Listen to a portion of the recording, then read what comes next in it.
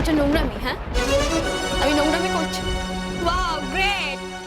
আমার কাজগুলোকে এখন তোমার নোংরামি বলে মনে হচ্ছে। আর এই শোনো শোনো, আমার সঙ্গে যা যা হয়েছে খুব ভদ্রতা না? পুরো সোসাইটির কাছে আমাকে এম্বারেসড হতে হয়েছে। বন্ধু বান্ধব শ্বশুর বাড়ির প্রত্যেকের কাছে আমাকে অনেক কথা শুনতে হয়েছে ঋতুরাজ।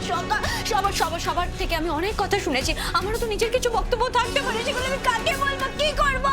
কি করেছে তোমার সাথে? কোন আকাশ ভেঙে পড়েছে তোমার মাথার উপর? হ্যাঁ, যা বলেছে তো ওনাকে বলেছে, তোমায় কেউ কিছু বলেছে? একই ব্যাপার হলো না? একই ব্যাপার হলো। একই ব্যাপার হলো। আমার মামাকে নিয়ে বলা মানে আমাকে বলা, আমার শুনতে খারাপ লাগে, আমার ভালো লাগে না। উনি তোমার সঙ্গে সম্পর্ক রাখতে চান না, তুমিও তোমার সঙ্গে সম্পর্ক রাখতে চাও না। নিতে গেল ছেড়ে দাও। কেন ঢুকছো এটার মধ্যে? পৃথিবীতে এমন অনেক মাই থাকে যার সঙ্গে তার মেয়ের সম্পর্ক থাকে না।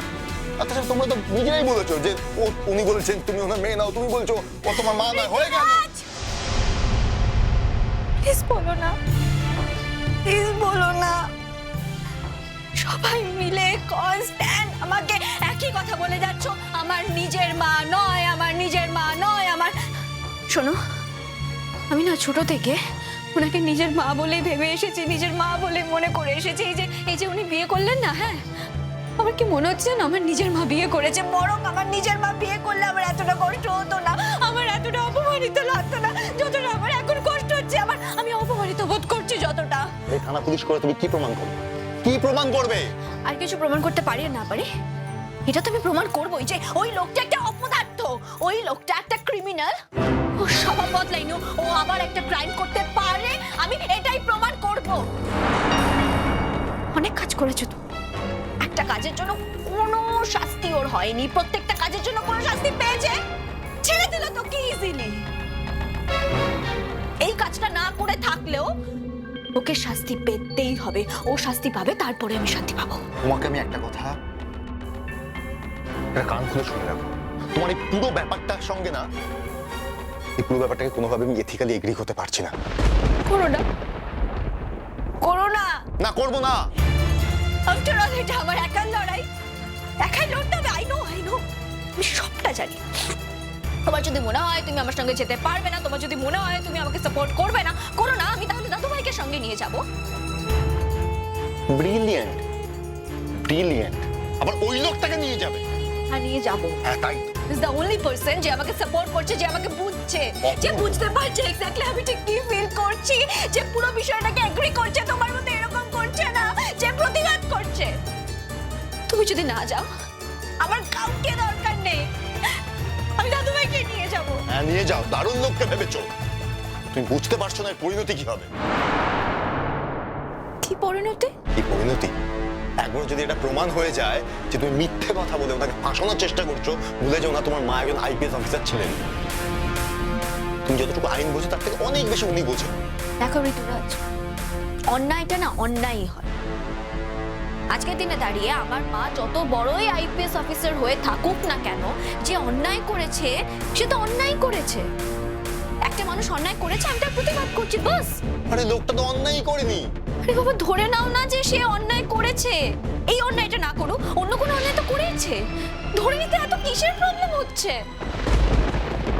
যাকে আমরা বুঝে গেছি মা, আমরা আর কলকাতায় আসতে চাই না। Enough is enough. দেখো, তোমাদের একটা কথা জানিয়ে রাখি, তোমরা কলকাতাতে না এলেও আমি কিন্তু লখনৌতে যাবই।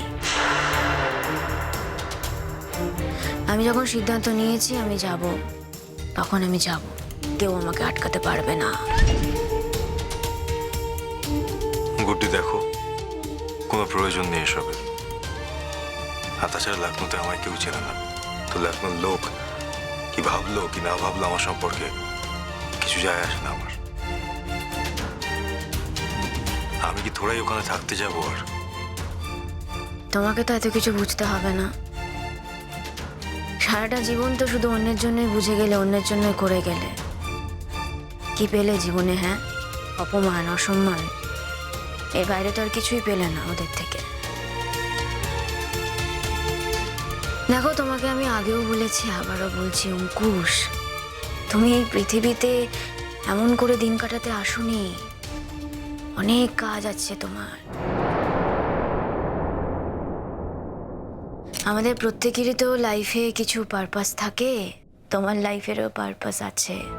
আর ঠিক সেই কারণেই তোমার অনেক বেশি করে লখনৌর লোককে কাছে রাখা দরকার, তোমার ওখানে যাওয়া প্রয়োজন। কাছে রাখা দরকার? ঠিক বুঝলাম না। এক্ষুনি সব বোঝাতে চাইছো। কিছু জিনিস সিক্রেট থাকুক না। বৌদি, তুমি যেমন করে পারো দাদাকে আলোর মধ্যে এনে দাঁড় করাও। দাদা নিজে একজন আলোয় ভরা মানুষ। অন্ধকারে থাকতে থাকতে দাদার আলোগুলো কেমন হারিয়ে গেছে। সেই সব কিছু ফিরিয়ে আনার দায়িত্ব আমার। আমি আছি তো। বলছি বৌদি, দাদা কি পলিটিক্সে আসবে? কিছুই জানি না, তবে তোমার দাদা যদি চায় তাহলে সব কিছু করতে পারে।